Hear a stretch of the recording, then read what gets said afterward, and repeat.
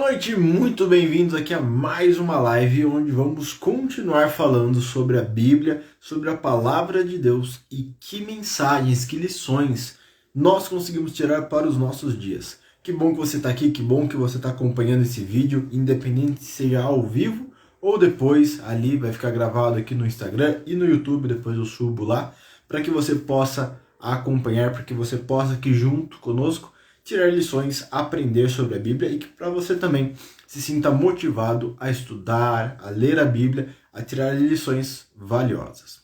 Na última live falamos sobre os primeiros passos do ministério de Cristo, sobre os primeiros discípulos, que são chamados, e sobre ali o casamento em que Cristo vai, que ele faz ali a transformação, da água em vinho, e que lições grandiosas nós tiramos daquele momento.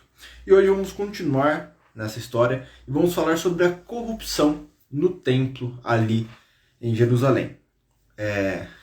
O templo ele sempre foi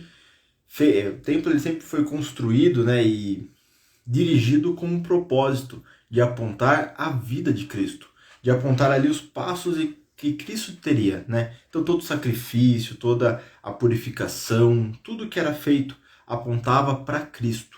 Só que aí que vem a questão, o tempo foi passando e o povo foi perdendo essa origem, maravilhosa que Deus deixou, essa origem que foi colocada no templo, perdeu o sentido do porquê que aquelas práticas estavam sendo feitas. E para muitos ali, o templo era só mais um comércio. Como as pessoas tinham que vir trazer sacrifícios e alguns vinham de uma região mais distante, eles não traziam animais, que seria ali algo muito complicado no trajeto até chegar lá.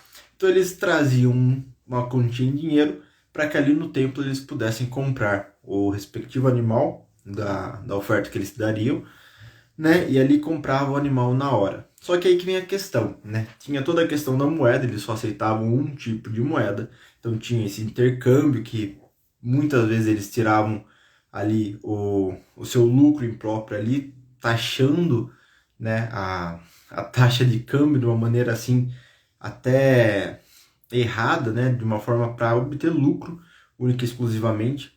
E ali a venda dos animais, sabendo da necessidade do povo, então eles acabavam forçando as pessoas a comprar um preço que realmente não condizia com a realidade. E ali eles obtinham seus lucros e o templo passou a ser um comércio. Cristo, quando ele vê aquela cena, ele fica realmente irritado, ele fica transtornado. O que as pessoas haviam feito com um símbolo tão bom, tão precioso, um símbolo tão perfeito deixado ali, Por mais que nas mãos do ser humano nada é perfeito, mas apontava para o plano de salvação, e ver que aquilo lá foi feito como um comércio e deixando pessoas menos favorecidas financeiramente, talvez sem a oportunidade de ir até o templo, de oferecer ali um sacrifício, e muitas talvez se perguntando, será que eu vou ter meu pecado perdoado, sendo que eu não tenho essa oportunidade de estar aqui, de ir no templo, de oferecer um sacrifício, porque eu não tenho condições financeiras para isso. Então, ao invés dos sacerdotes, ao invés das pessoas que ali ministravam o templo, estarem trazendo as pessoas mais próximas do sacrifício, da salvação, mais próximas desse símbolo que apontava a Cristo, eles estavam afastando, as pessoas desse momento tão bom que foi deixado com um propósito tão perfeito. Cristo, ao ver aquilo, ele fica realmente irritado e ele começa a expulsar aquelas pessoas do templo. E assim, vamos pensar, é o templo, Havia pessoas que estavam ali para a segurança do templo, haviam pessoas que estavam ali para estabelecer a ordem. Só que Cristo, ele tinha, eu imagino assim, o olhar de Cristo era um olhar de amor, Era um olhar que trazia paz, que trazia conforto. Mas nesse momento eu imagino que o olhar de Cristo realmente trazia toda essa mágoa que ele estava sentindo e essa repreensão divina. Não uma simples repreensão de um homem, mas a repreensão de Deus para ali com as pessoas que estavam fazendo o que era errado. Tanto é que eu imagino que foi tão santo, essa repreensão, que por mais que haviam pessoas ali voltadas para manter a ordem, para a segurança, nenhuma delas tentou impedir a Cristo dessa purificação que ele estava fazendo. porque Cristo estava ali falando, né? Pegou um chicote, algo assim, e ele estava afugentando as pessoas para fora do templo, apontando ali o erro delas, e ninguém em nenhum momento deu um passo à frente para impedir Jesus. Ninguém deu um passo à frente para falar assim, ó, você tá exaltado, vamos sair daqui, né? Porque eles viam uma repreensão divina, eles viam uma pessoa que tinha propriedade no que estava falando, que tinha propriedade no que estava fazendo e que não estava fazendo simplesmente para tumultuar ou para gerar conflito ou para gerar ali qualquer problema no templo, mas ali uma pessoa que estava realmente zelando pela ordem, zelando pelo propósito original daqueles ritos. E foi isso que fez com que as pessoas não impedissem a Cristo do que ele estava fazendo, né? Pelo contrário, fugissem envergonhadas das suas atitudes. É a mesma coisa que você pegar algo muito limpo, algo muito perfeito, sabe? Tudo muito, muito limpo, muito claro, muito realmente puro, e colocar no meio de um lixo, ou colocar no meio de um recinto que seja totalmente sujo, totalmente quebrado, totalmente impuro. Era mais ou menos isso que as pessoas viam, algo muito puro no meio de toda a impureza, e aquilo se destaca, aquilo foge realmente do padrão, né? O padrão é tudo sujo, tudo impuro, ele é algo muito bom, algo muito limpo surge, e aquilo começa a incomodar, porque você começa a perceber quão sujo está aquela sala, sendo que tem, vamos supor, um sofá muito limpo no meio de uma sala muito suja. Até então, sem o sofá, estava tudo sujo, então era o padrão, você tinha uma uniformidade das coisas. Agora, com aquele sofá muito limpo, muito claro, você começa a perceber quão sujo está o chão, as paredes, o teto. E foi mais ou menos isso que aconteceu. Cristo estava ali de uma forma tão pura, com uma repreensão tão santa em suas mãos, que as pessoas não quiseram impedir ele, mas sim fugir, porque era muito perfeito. E aquilo contrastava com a sua impureza, aquilo contrastava com aquilo de errado que eles estavam fazendo, com os objetivos errados que eles haviam colocado. Então, por isso que eles fogem, por isso que eles saem correndo ali de uma maneira até envergonhada daquele recinto.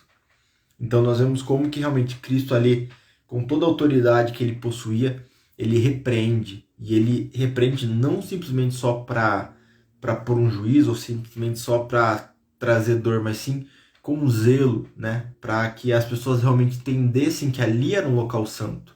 Que ali era um local que simbolizava algo santo, algo muito importante para a humanidade, que é o plano de salvação. Então esse foi o propósito de Cristo naquele momento. Então cuidado com como você está tratando as coisas santas e boas de Deus, como você está tratando tudo aquilo que Deus traz de santo para a sua vida. Porque às vezes nós estamos tratando de uma forma tão comum, tão impura, transformando algo santo em algo do nosso cotidiano sem nem percebermos. E isso acaba trazendo grandes consequências, porque nós perdemos a essência daquilo que Deus tem deixado para nós, daquilo que Deus deseja que nós usufruamos e aproveitemos com abundância, né? Com uma gratidão e de uma maneira totalmente especial. E às vezes nós perdemos isso por corromper aquilo que é bom, corromper aquilo que Deus deixou para nós de uma maneira perfeita. E a segunda lição que nós vamos tirar hoje é com Nicodemos. Quem foi Nicodemos, né? Nicodemos, ele era um grande sábio da lei, uma pessoa respeitada, que era estudioso, né, que sabia muitas coisas e era eloquente, falava, né, e trazia lições para todos. E Nicodemos, ele começou a ouvir sobre Cristo, ele começou a ouvir sobre o que ele estava fazendo, sobre o ministério de Jesus e sobre a ocasião do templo, né? Ele soube sobre a repreensão que Jesus fez no templo, ele soube ali dessa limpeza que ele havia feito, né? E como que as pessoas ficaram horrorizadas e maravilhadas com as ações de Cristo. E aquilo surgiu um certo interesse. Então, enquanto muitas pessoas, muitos líderes religiosos viam Cristo como inimigo, viam Cristo como uma pessoa assim que estava tentando destruir tudo aquilo que eles conheciam e que eles construíram ali durante anos e anos, Nicodemos entendeu que que Cristo poderia ser um enviado de Deus. Eu imagino que até ali, aquele momento, pelo que Nicodemos fala, como ele se comporta, provavelmente Nicodemos não acreditava que ele fosse o Messias, mas ele acreditava sim que ele havia sido mandado por Deus, que havia essa possibilidade. E a gente sabe que o exílio babilônico veio porque muitos profetas enviados por Deus não foram ouvidos pelo povo, né? Eles traziam mensagens de arrependimento, traziam mensagens ali de conversão, de transformação, e as pessoas não viram esses enviados de Deus, e por isso ali veio, né, a consequência de suas ações, por isso que veio ali todas aquelas questões que poderiam ter sido evitadas. E Nicodemos viu nisso talvez um alerta, falando assim, opa, e se for da mesma maneira? E se estiver acontecendo igual aconteceu lá atrás? O que a gente vai fazer? O que a gente pode fazer de diferente dessa vez?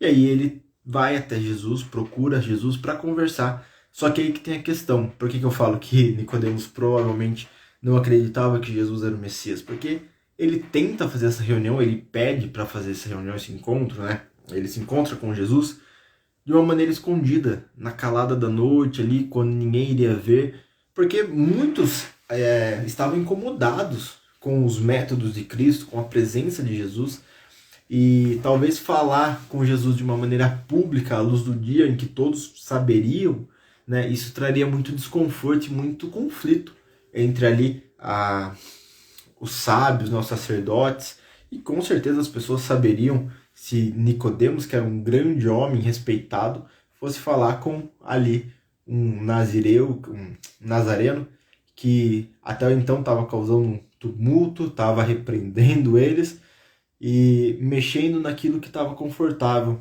para os sacerdotes, para os fariseus. Então, ele procura Jesus na calada da noite e a gente vê como que por mais que ele fosse um homem muito influente, por mais que ele tivesse uma posição muito importante, ele vai com uma curiosidade real, sabe? Não só para tentar arrumar alguma coisa para derrubar Jesus, mas sim para tentar entender quem era Jesus, do que ele falava.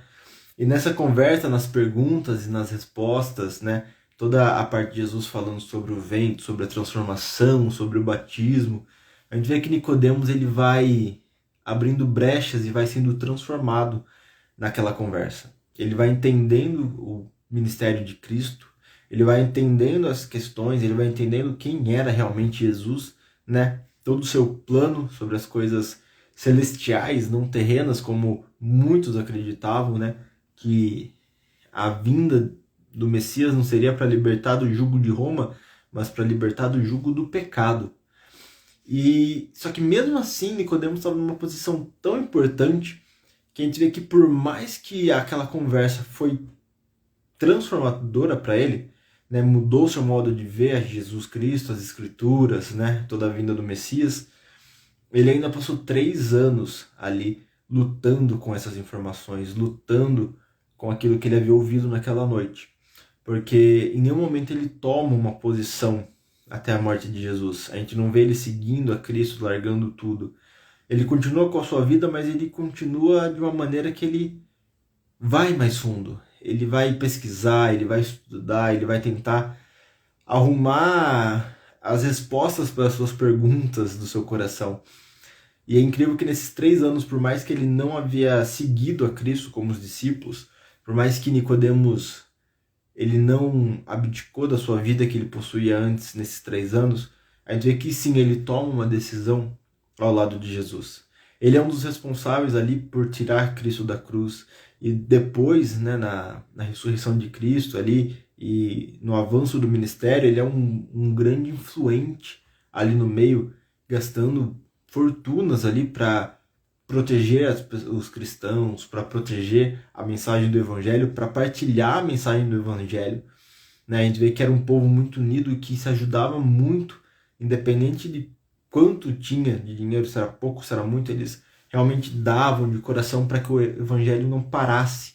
E Nicodemos foi um desses, né? Ele ajudou grandemente o Evangelho ali no seu início, nos primeiros passos, ali quando a gente vê em Atos, depois da ressurreição de Jesus. Então, como que essa conversa de Nicodemos com Jesus transformou a sua vida? E por mais que aparentemente ele não havia sido convertido para alguns, porque ele não tomou uma decisão pública naquele momento, mas como que isso foi sendo trabalhado pelo Espírito Santo no seu coração. E é por isso que hoje nós também não podemos desistir só porque estamos orando por alguém há muito tempo, ou porque parece que tudo que nós fazemos para tentar falar sobre Jesus para uma pessoa não dá resultado. O tempo de Deus é diferente do nosso. Se fosse por nós, a gente pregaria, falaria sobre Jesus para a pessoa e no mesmo instante a pessoa já aceitaria. Mas conversões são únicas, são individuais. Eu tive a minha conversão de uma maneira individual minha, na minha realidade. Eu tenho certeza que você também teve a sua conversão de uma maneira única e individual. Eu não sei quanto tempo demorou para você, eu não sei quem foi o mensageiro dessa esperança para você, eu sei da minha. Eu entendo ali os meus passos hoje, olhando para trás, eu entendo como que o Espírito Santo foi trabalhando na minha vida, em cada detalhe, em cada ponto. E se você for rever a sua vida, você vai ver o Espírito Santo trabalhando de maneira grandiosa na sua vida. E assim é com cada pessoa que escuta a palavra de Deus. Talvez você que ainda não tomou uma decisão, talvez você que está vendo esse vídeo só realmente de curiosidade, eu não sei quando você vai estar vendo esse vídeo, eu não sei por que você chegou aqui, né? Como você chegou aqui, mas talvez é o Espírito Santo, talvez não, tenho certeza, o Espírito Santo trabalhando para que você entenda essa esperança maravilhosa, assim como ele trabalhou com Nicodemos, assim como ele trabalhou com várias pessoas, né, que ouviram Jesus falar e não tomaram a decisão naquele momento, mas com o passar do tempo entenderam quem era Cristo, quem era o Messias, entenderam o seu propósito perfeito de salvação. Assim hoje nós também temos essa luta constante, esse grande conflito no nosso coração. E saiba que o Espírito Santo está trabalhando com você. Então, não importa quanto tempo você vai demorar para aceitar essa mensagem, ou quanto tempo você vai demorar para ver alguém aceitando a mensagem que você está pregando. Saiba que o Espírito Santo está trabalhando. E eu tenho certeza que lá no céu nós teremos grandes surpresas de pessoas que nós nem imaginaríamos que vão estar lá, que estarão lá talvez por um folheto, talvez por uma mensagem, por uma palavra ou por um exemplo da sua vida. Nós teremos grandes surpresas. Só que a gente só vai saber dessas surpresas se nós estivermos lá. Então que você possa sempre manter viva essa esperança e essa certeza da volta de Jesus. E que você busque a verdade na palavra de Deus, na Bíblia, nas Sagradas Escrituras, que foi aquilo que Deus deixou para nós como um manual na nossa vida. E que essa mensagem possa mexer com o seu coração e transformar a sua vida, assim como transformou a vida de várias pessoas, assim como transformou a vida de Nicodemos, que assim também nós possamos ter a nossa vida transformadas. É isso aí, pessoal. Eu espero que você tenha gostado dessa live, espero que você tenha curtido, ou do vídeo, se você está assistindo depois, que você possa ser abençoado por essa mensagem, que o Espírito Santo trabalhe sempre com você. Eu espero você na próxima live, no próximo vídeo, onde vamos continuar falando sobre o ministério de Cristo aqui nessa terra, sobre a maravilhosa esperança que Ele nos traz. Um grande abraço, fique com Deus e eu vejo você na próxima live, no próximo vídeo.